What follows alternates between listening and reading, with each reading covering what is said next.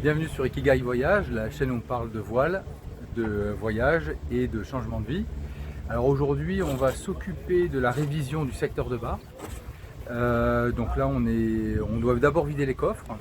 Donc Sébastien, qui est à moitié perdu dans le coffre, là on a vidé ce qu'il y avait dedans. C'est quand même pas mal de matériel. Donc on vide. On va pouvoir accéder au secteur de bar qui est le pilote auto, il est de ce côté-là. Hop, on va vider celui-là aussi et on va passer en dessous pour voir comment c'est fait. Alors, une partie du système se retrouve dans la cabine arrière tribord. Alors j'ai déjà enlevé ce cache-là et ça permet de voir l'ensemble là du système de poulies. Donc nous, c'est ce qu'on va checker là. Donc on a bien nos deux poulies pour aller d'un côté et de l'autre. Voilà. Hop.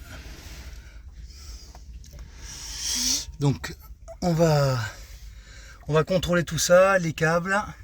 Dans la partie qui est de l'autre côté, à travers les trous, là on retombe dans les coffres.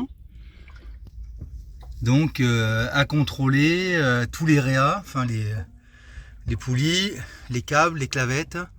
Chercher tous les grincements, tous les frottements, parce que quand il y a un grincement, c'est quand il y a un frottement, quand il y a un frottement, c'est qu'il y a de l'usure, et quand il y a de l'usure, c'est que ça va casser.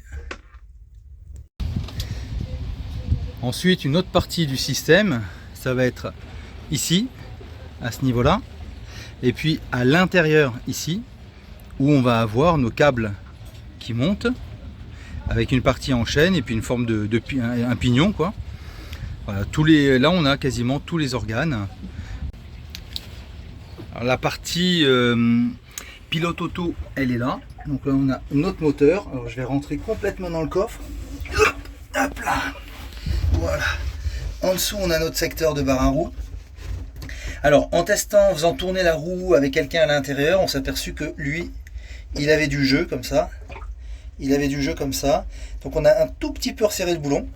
Et on n'a plus le cloque dans la barre. Voilà, là ce qu'on va faire maintenant, ça va être de bien tout regresser. Les biellettes, elles sont bonnes. Là au niveau du secteur ici, tout est bon. On va aussi se pencher par l'autre coffre là-bas pour vérifier si tout est ok. Donc on a quand même bien fait de mettre le nez là-dedans, même si a priori on n'avait pas de soucis.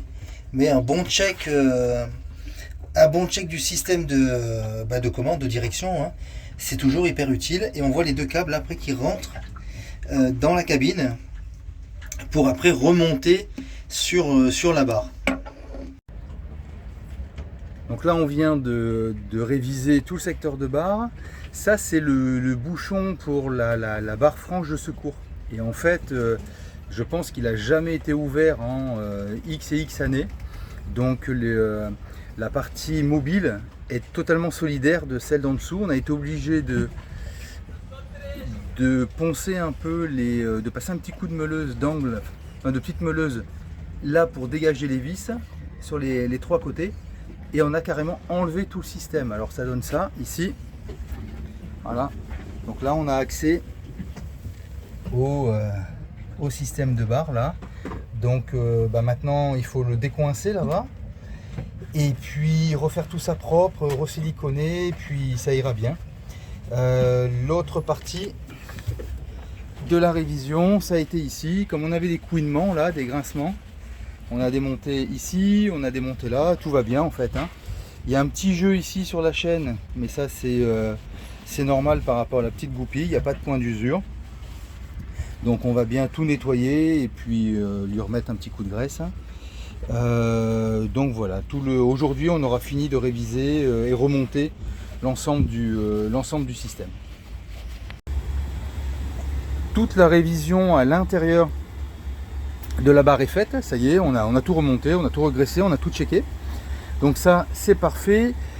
La partie immergée du safran, donc je suis allé la tester au fond là, je l'ai pas mal secoué pour vérifier si le safran avait du jeu, tout est nickel.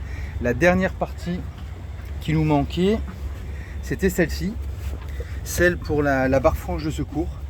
Donc on a été obligé d'enlever toute la, comment dire, d'enlever la nable, en fait, le bouchon qui était là, parce que ce bouchon, pour moi, il a jamais été enlevé, ni nettoyé depuis depuis un bon paquet d'années, parce qu'il était complètement bloqué.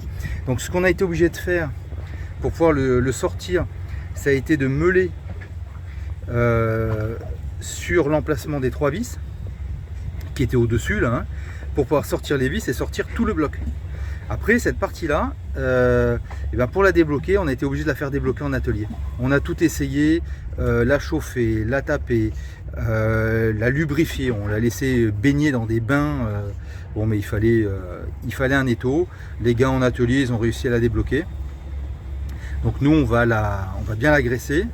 J'essaie de l'ouvrir complètement sans la faire tomber à l'eau, parce que alors là ça serait le pompon.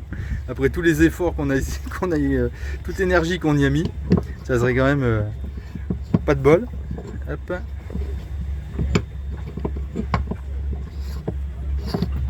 Voilà.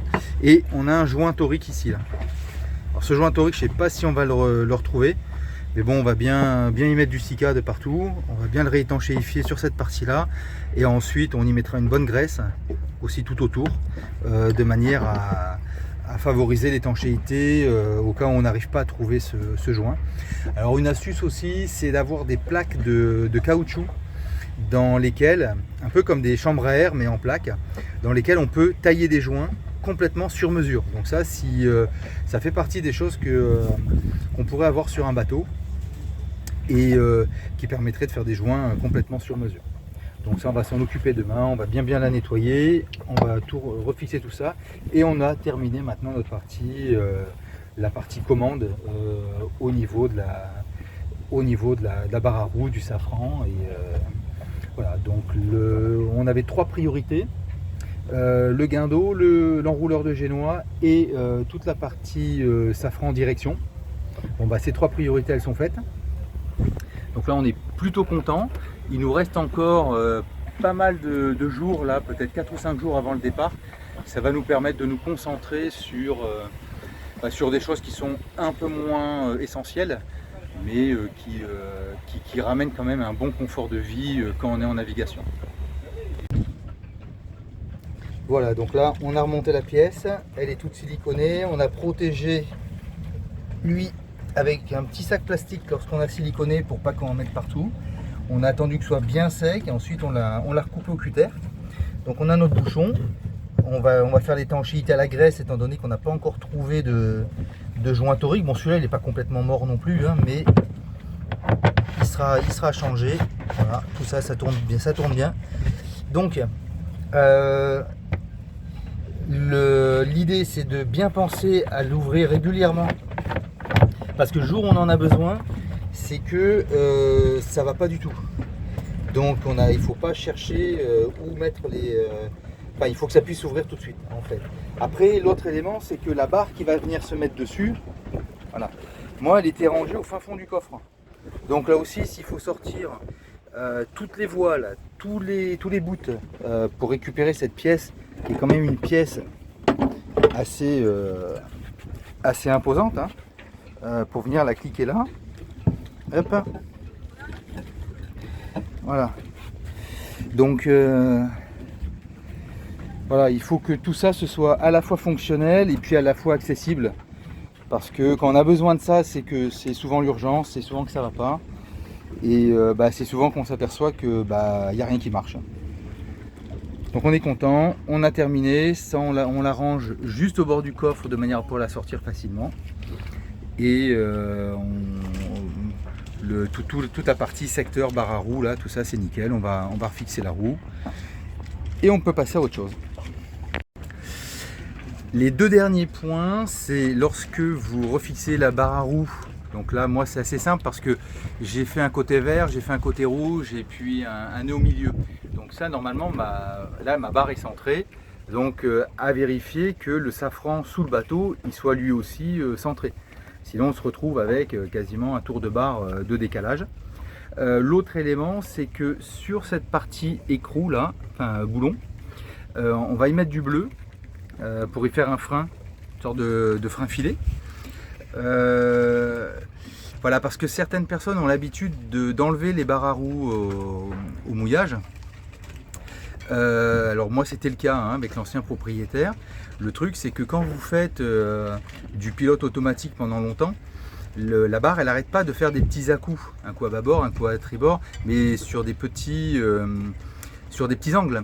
Et à chaque fois c'est une petite secousse. Et moi ce qui s'est produit c'est qu'à un moment donné j'ai vu ma barre commencer à flotter un peu. Et l'écrou était complètement en train de se dévisser en pleine nave. Et on était, dans mon souvenir, c'était autour entre Gibraltar et Canaries, quoi. Donc c'est sur une grosse nave. Si on se retrouve avec une barre qui part à l'eau en plein milieu, bon bah c'est pas cool, quoi. Voilà, donc pensez à lui mettre un petit coup de bleu pour la fixer et pour que l'écrou se solidarise avec son boulon. Si cette vidéo vous a plu, n'hésitez pas à liker, à vous abonner et puis à la partager. Moi je vous dis à bientôt pour une prochaine vidéo.